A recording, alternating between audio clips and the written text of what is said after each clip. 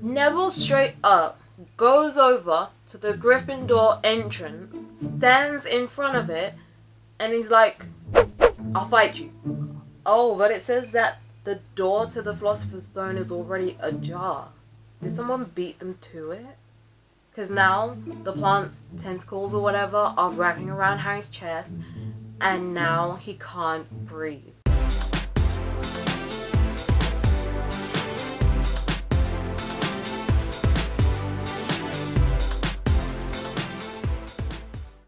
Hey guys!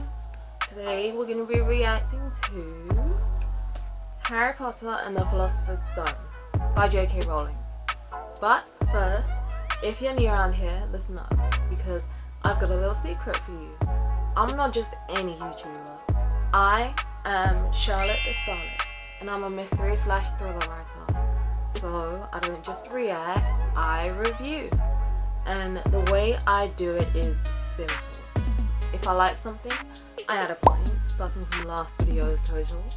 And if I don't, I take one off. Now, as y'all can see, I got a couple friends here with me. These are my girls, Angel and Glitter. And this is my little boy Seth. Right, let's jump in. There are exams. They have to do stuff like make a pineapple dance across the desk and turn a mouse into a snuff box. Harry asks Hagrid about the stranger he played cards with and won the dragon egg from. Do you know what this guy did next? He kept buying Hagrid drinks. He let slip the key to getting past Fluffy. Apparently, Hagrid told this guy that Fluffy is a piece of cake if you know how to calm him down. Just play him a bit of music and soon he'll be fast asleep. Oh, okay. Right, so last time we left off, right after Harry and Hermione tried to warn Professor McGonagall that Snape is about to steal the Philosopher's Stone. But it looks like they were wrong, because right after they said that, Snape showed up behind them and caught them gossiping about him. Like, that must have been the face crack of the year for them. Snape is so petty though, honestly. Everything he says and does just oozes spite. Oh my days. I love how immediately after Snape threatens to expel Harry and his friends, Harry's like, okay, here's what we gotta do. And starts planning some shenanigans right on the spot. He puts Hermione on Snape watch. Basically, she has to wait outside the staff room in case Snape comes out and goes in the direction Harry and Ron are going. If he does come out, her job is to basically distract him and keep him busy. Meanwhile, Harry and Ron plan to stay outside the forbidden third floor corridor. You know, the same third floor corridor the Philosopher's Stone is on, and that has Hagrid's three-headed dog protecting it. Oh, snap. So that failed. Just as they reached that corridor and reached the room with Hagrid's dog in it, Professor McGonagall turns up again, and this time she's mad. Yikes. She straight up tells them if they come anywhere near that corridor again, she'll take a further 50 points from Gryffindor. And they're already in last place. McGonagall's already taken like 150 points from Gryffindor. Oh no! Their plan for Hermione failed too. When Harry and Ron get back to the Gryffindor common room, they're greeted by Hermione, who apologizes profusely to Harry. Oh snap. So the reason Hermione failed was because their plan actually happened and she didn't have the balls to actually go through with it. Like, Ron told her that if Snape comes out of the staff room and asks what she's doing there, she was meant to tell him she's waiting for Professor Flitwick because she wants to ask him something. But then do you know what Snape did? He actually went to get Professor Flitwick. And that scared Hermione because she didn't actually have a question for him. So she just ended up running away. Are you kidding kidding me, Harry? Oh my god. He's actually mad. When Hermione tells him what happened, with no hesitation, Harry's just like, well, that's it then. I'll just have to go and get the Philosopher's Stone tonight, before anyone else can get it. Do you know how risky that is? Not only do you have to dodge all the teachers, but you have a whole 3-headed dog to get past. And I'm sorry to be mean, but you ain't even passed your exams, mate. What's this little first year wizard gonna do? Especially if that plan also goes wrong too. Exactly, Ron. He's like, you're mad. I'm actually getting a bit sick of Harry. Wow. So, Harry ends up lashing out at Ron and Hermione for trying to talk some sense into him and convince him not to do it.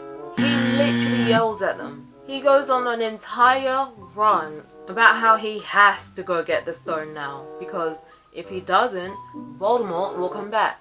And his main motivation for stopping Voldemort is all because he killed his parents. I can't knock him for that, but he didn't have to go yelling at them, you know. From a technical standpoint though, I'm actually pleased with that run, because it shows that Harry actually cares and is affected by the plot. Like, I know a lot of other protagonists who don't give a damn about anything that happens in the book, despite being the main character, and they just go along with it for the hell of it. But if you are writing a fictional book, it is crucial for your main characters to have motivation to stop the bad guy. And doing so on behalf of your dead parents who are killed by this bad guy is a pretty damn good reason. So that's definitely getting a point. It's got me thinking about my own characters as well now, because my character in the book I'm currently writing, she does have motivation, but I'm just a bit unsure if it's like cliche, you know? I don't want to say what it actually is. This thing I'm working on is top secret, but oh my days, I have so much anxiety as a writer about my characters and my plot and whether it's actually good, you know. Quick question for y'all, by the way. If I were to release some of my writing, would y'all be willing to read it? Because I could really do with some feedback and some confirmation that my work is actually okay. Anyway, so yeah, after that rant, Harry and Ron changed their minds. They're not opposed to the idea of going after the stone that night. They literally did a 180 within 10 seconds of opposing Harry. Now, they want in. They want to go along too. It is also nice that Harry's friends care. Ron and Hermione are good. Actually, they're great secondary characters. Once again, got me thinking about my own. If I'm honest, I really don't think my side characters are this good. They're no Ron and Hermione. Like, if I were honest to myself, they do need some fleshing out. They need to be more realistic. Random fact, I actually have a Seth in my book, and he's one of my favorite characters of mine. You hear that? There are also Huskies, but they go by a different name. Like, I just had to include them. I love Huskies more than any other dog, and I love the name Seth for a boy, so it means God of Chaos. And honestly, the Seth in my book is so chaotic. It is perfect. Whoa, damn. When Harry tells Ron and Hermione that they need to be careful because if they get caught, they're gonna get expelled, do you know what Hermione says? She said that in her charms exam, she got 112%. Flitwick told her that in secret. And you know what else he said? They ain't throwing her out after that. Bruh. Harry was unsure about letting Ron and Hermione come along, but I'm sure he's grateful now. Ooh, the time's come, y'all. After dinner, Harry, Ron and Hermione prepare for their adventure. Hermione was breezing through all her books, trying to look for the enchantments that might be guarding the stone. Meanwhile, Harry grabbed his invisibility cloak and the flute Hagrid gave him for Christmas, which is the key to getting past Fluffy. Because remember, Hagrid lets slip that music puts Fluffy to sleep. Oh no! Right, so when Harry and his friends were checking the invisibility cloak to see if it would cover all three of them, someone catches them doing it. And you know who it is? Neville, of course. Honestly, I'm getting so sick of Neville. Like, whenever they're trying to plan anything, he always has to go and get involved. Talk about inserting yourself. You better not be coming along, I swear. Or else I'm ending this whole series. When Harry hears him, he tries to hide the cloak behind his back, and he's just like, nothing. But Neville's wizened up. He's like, you're going out again, aren't you? Hermione jumps in and tries to convince Neville to go back to bed. Meanwhile, Harry looks over to the grandfather clock, because he is well aware they cannot afford to lose any time. See, this is why Neville's so annoying. He's holding them back. Oh my days. What are you doing, Neville? Why now, of all times, did he get the courage to confront Harry about going out? He tells them they can't go out because they'll lose Gryffindor even more points. Harry tells him, you don't understand, Neville. This is important. And Neville's like, I won't let you do it. Oh my days. Neville straight up goes over to the Gryffindor entrance, stands in front of it, and he's like, I'll fight you. Yeah. Ron's like, don't be an idiot, Neville. And Neville's just like, don't call me an idiot. You shouldn't be breaking any more rules. Besides, you're the one who told me to stand up to people more in the first place. Oh my days. I can't work out if Neville's actually serious. Because now he tells Ron, go on and try and hit me. And Ron takes a step towards him. Oh my goodness. Y'all will never guess what Hermione just did.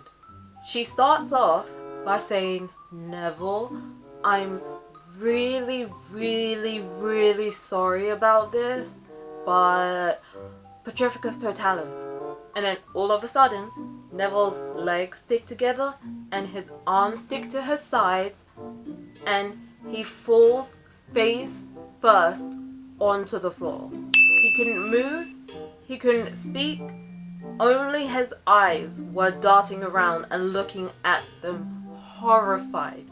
She put the full body bind spell on him, which is pretty much a full body paralysis spell.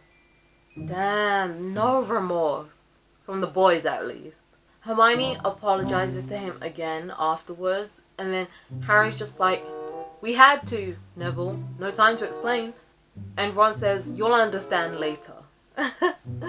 Okay, so they finally managed to leave the Gryffindor common room. But encountering Neville made them hella nervous. They begin thinking that every shadow they see or every breath of wind they feel could be Filch or Peeves. Oh my god. Okay, so they see Mrs. Norris, Filch's cat, at the top of it. And Ron's like, oh, let's kick her. Just this once. But they don't. They just go up the stairs carefully and try not to alert her. Thankfully, they don't. She looks right at them through the cloak, but she doesn't actually do anything. Oh no. After that, they don't run into anyone else until they reach the 3rd floor staircase. There, they find Peeves. Oh snap, he actually notices them. Well, he doesn't see them, but he can tell someone's there. As they get closer and closer towards him, he's like, who's there? I know you're there, even if I can't see you. Are you a ghoulie, or a ghosty, or a wee student beastie? He's so weird. Oh, then Peeves mentions going to tell Filch, and that gives Harry an idea. He whispers, Peeves, the Bloody Baron has his own reasons for being invisible. Then Peeves like, oh, I'm so sorry, your bloodiness. That just gasses Harry up more and gives him more courage to put on this act. He's like, I have business here, Peeves. Stay away from this place tonight. And since Peeves is so terrified of the Bloody Baron, he obeys. Ooh, finally they get there. Oh, but it says that the door to the Philosopher's Stone is already ajar. Did someone beat them to it? Seeing the door ajar makes Harry assume that Snape has already got to the stone. And then he turns to the other two and he's like, if you two want to go back, I won't blame you. But Ron is just like, don't be stupid. They insist on going along. So, they're finally in the room with the three-headed dog Fluffy. Ooh, it says, as the door creaked, low grumbling growls met their ears. I love that description. It says all three of the dog's noses sniffed madly in their direction, even though it couldn't see any of them. Right, so Harry pulls out Hagrid's flute and begins to blow it. And apparently, from the very first note, Fluffy's eyes began to droop. And then slowly, the growling stopped. It tottered on its paws, fell to his knees, and then slumped on the ground fast asleep. Harry keeps playing as the three of them slowly try and get through the trapdoor. So, they get the trapdoor open, but when they peer through it, they don't see anything. It's just blackness. There's not even anything to like climb down. Right, so Harry decides to go down first. And he gives the flute to Hermione to keep playing. Damn, it says there's no sign of the bottom of the trapdoor. Harry lowers his body through it until he's just hanging onto the floor with his fingertips. And then right before he drops down, he tells Ron and Hermione that if anything happens to him, don't follow. Go straight to the Owlery and send Hagrid to Dumbledore. Then he lets go. It says cold, damp air rushed past him as he fell down, down, down, and flump. He landed on something soft, which is good, at least. It felt as though he was sitting on some kind of plant. When Harry gets his bearings, he yells up to the others, "It's okay, it's a soft landing, you can jump." Whoa, damn, it says that the trapdoor looked the size of a postage stamp now, which must mean that it was a long jump. Right, so then Ron jumps and then Hermione jumps. Oh snap. It says the moment that Hermione landed, the plant had started to twist snake-like tendrils around Hermione's ankles. So this plant thing is alive. What, does it have tentacles or something? Oh my days. Harry and Ron didn't even notice that the plant had already wrapped around them too. Okay, thankfully Hermione managed to free herself. And she watched in horror as the boys struggled to do the same. But the more they strained against it, the tighter and faster the plant would wrap around them. Oh, of course Hermione knows what it is. It's Devil's Snare. Jeez, now I'm getting kinda anxious. When Hermione tells them this and tells them to stop moving, Ron just gives her this sarcastic clapback. And he's like, "Oh yeah, thanks for that. I'm so glad we know what it's called now.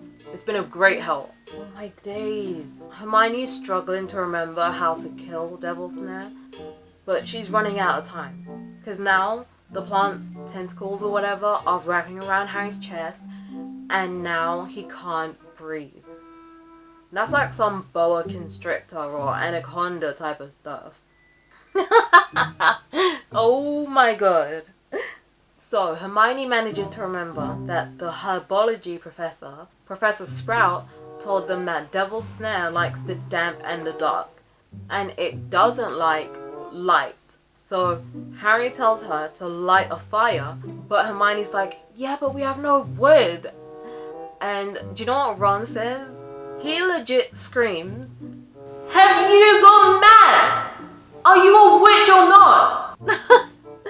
I can't believe Hermione had to be reminded that she's a witch and can literally create some wood herself. Honestly, that's probably what I would do if I were as a witch.